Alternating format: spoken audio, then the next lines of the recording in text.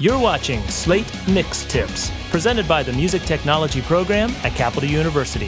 Steven Slate gave us the tweets, we give you the details. Hey everybody, it's Matt here on behalf of Capital University's Music Tech program and our friends at Slate Audio, Steven Slate, to bring you some real quick tips on how to make your mixes sound even greater. Today's tip from Steve-O Slate Man himself is on how to give your rock or electronic kick drums the fatness it needs and deserves to deliver some extra punch to your mix with some parallel processing and some stereo pitch shifting. So without further ado, let's dive right in here. So basically for this example, I'm using an indie rock track that I basically mix fully down. It's got drums, guitar, and synth bass. So let's listen to a little bit of it.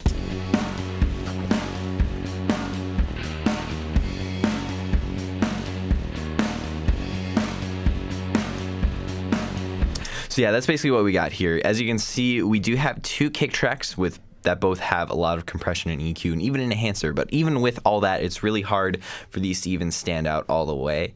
So what we're gonna do, we're gonna listen to this. You can kind of see it's there, but it can even stand out even higher, and that's what this tip right here today is gonna do. So basically what we're gonna do to get this even sounding fatter, we're gonna first make a stereo aux input.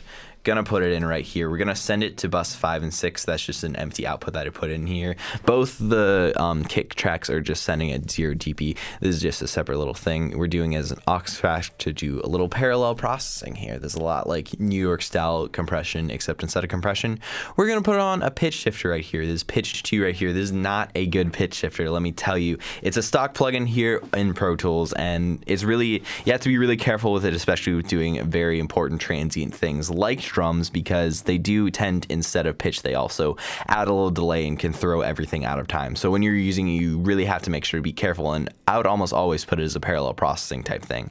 So definitely to make sure, first thing you're going to do is just unlink the left and right, because this is where the magic happens. You're lowering down the left 10 cents.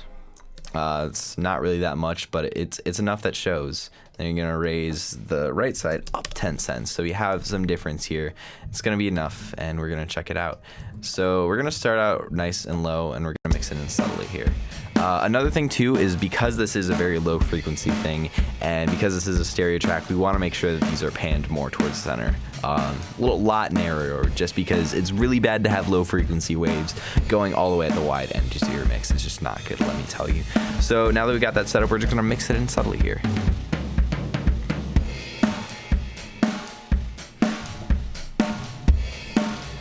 Don't want total bass jamming like right there, so I'd say it was something right there is probably good. And then another thing you can do too, just as another thing, is just check the phase.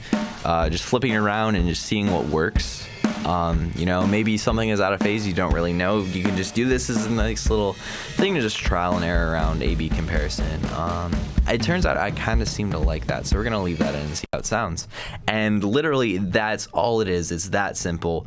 It's really nice when we can get a really nice fat drum kick happening. So we went from something like this in our drums mix.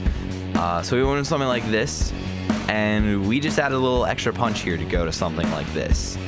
It's very subtle. You can really just dial it in, and it's a really nice way to get even more fatness out of your kick drums, especially in rock and electronic music.